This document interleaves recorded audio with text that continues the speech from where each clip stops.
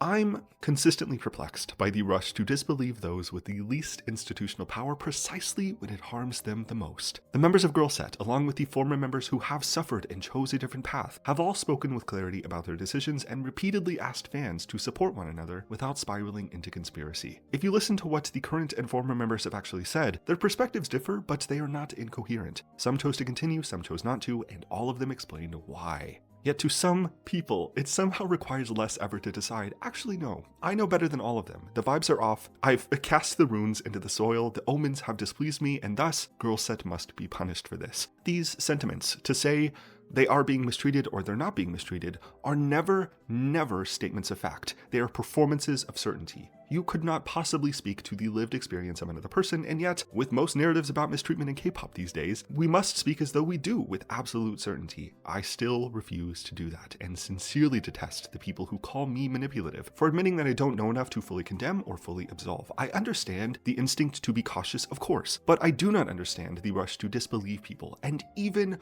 worse than that, so much worse than that, the eagerness to mirror the very behavior fans claim to oppose in powerful or corrupt figures in the industry. You can see it in the way that people talk, dismissing lived experiences, stripping young people of their agency, and projecting motives onto them so they can secure a tidy moral narrative where they get to be the enlightened ones, right? It is awfully ironic. You denounce the people in power and then strangely adopt their cadence, treating the members like pawns rather than individuals who express a want to speak for themselves. I have to then ask, do the corrupt people you're fighting against even need to try to win the narrative at that point? When you're the one pushing it forward for them, behaving like them, denying idols agency at every single turn because it doesn't benefit a narrative that feels self-evident to you, insisting you are somehow supernaturally aware of their motives and intentions? The current members have said plainly that they chose to continue. The former members have explained in their own words why they stepped away. Both of those statements should matter, and if they don't, then we have to admit that we're no longer really protecting people. We're just reenacting the same patterns of control that we claim to despise or hate. I don't get it. Despite how much people howl about honor and morals, you are like Papa. So here's where I stand. I'm choosing to take the members at their word. I'm choosing to believe them and support them. Partly because they're almost certainly navigating the usual mountain of training debt, and also because they say they have more creative involvement now. I can sense that in the work already, that this rebrand lets them define who they are. I want to honor that agency, especially since KG explicitly asked fans to keep supporting the ones who stayed. The GIRLSET members themselves are able to speak with nuance about this. I mean, it's obvious there are some things that they cannot discuss legally, but they are actively asking for people to support them. On the other hand, increased involvement does not mean full control. They are still under JYP America, a company that denies wrongdoing and has every reason to avoid transparency about what has actually changed. So in this regard, the members are in a kind of impossible position. They can speak to their experiences, but they cannot disclose the internal shifts that would actually demonstrate structural improvement. That's what matters the most to a lot of people, and unfortunately, it's the one thing they can't really touch, at least not yet. There's only so much they could say about what has changed before it starts to implicate either JYP America or the previous members legally. So in the meantime, I'm choosing to believe the members when they say they want to continue and that they're doing this for themselves, and I hope that my support helps ease the financial and professional burden this group has inherited. But my support is always skeptical. Empathy is not a zero-sum game. I would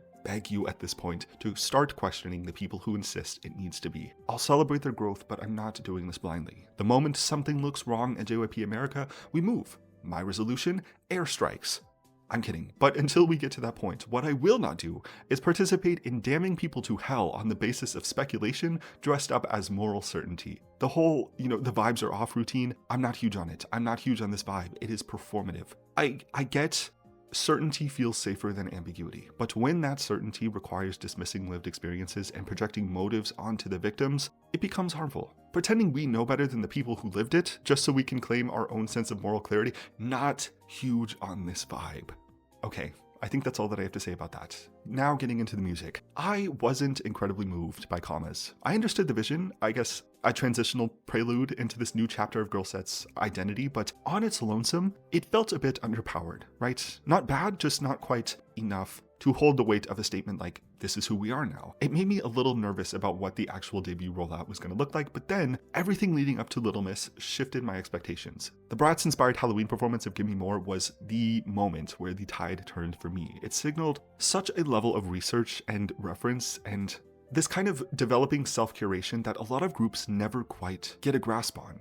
Gimme More by Britney Spears is a song about being in the moment, giving in, obviously wanting more of something, but just underneath that simple enough premise is one of the most fascinatingly tortured relationships between an artist and the public eye. The production itself is so dark, a minimalist beat that feels like the void is creeping in, the almost sinister vocal stings near the end that sound like a mind that is splitting under pressure.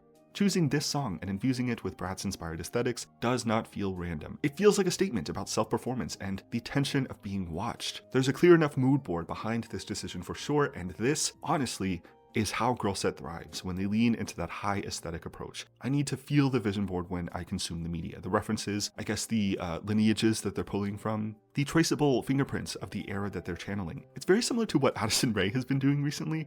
People say her aesthetic feels forced, but I do think that's a part of the point. You're meant to see the influences, to sense these insane levels of intentionality, and then watch how Addison twists those references into something new. I think this is the basis of pop music entirely. We're working with what's familiar, right? And I genuinely think that this is how GIRLSET wins. Bratz and Gimme More keep such a finger on the pulse, but Little Miss is where GIRLSET takes that groundwork and actually synthesizes it into something of their own. The track feels like an amalgamation of Fifth Harmony's sharper pop edges and Sierra's effortless early 2000s R&B glides. That oscillating synth in the background, the kind of warbly looping texture in the background, is straight out of the playbook of 2000s pop R&B adjacent production, right? The kind of sound that immediately situates you in a specific area, but it doesn't feel like nostalgia bait. It feels like, I don't know what it feels like. It feels like, I guess, a revival of that done so incredibly well. Little Miss isn't trying to be explosively original, but it is confident in its references and clear in its presentation. That's really all you need. Little Miss works to establish the universe that GIRLSET is starting to build. It feels intentional. It feels like a beginning of artists that already know kind of where they want to go. And again, more than anything, that is the way that GIRLSET wins. The thing that will define whether they thrive in the long term is by please continuing to let the members shape their own aesthetic and sonic identity. Let them work with producers and creative people who actually make them excited to be artists, who understand the stories that they want to tell, who can help refine this vision into something that is unmistakably GIRLSET. If Little Miss is any indication of where they're going,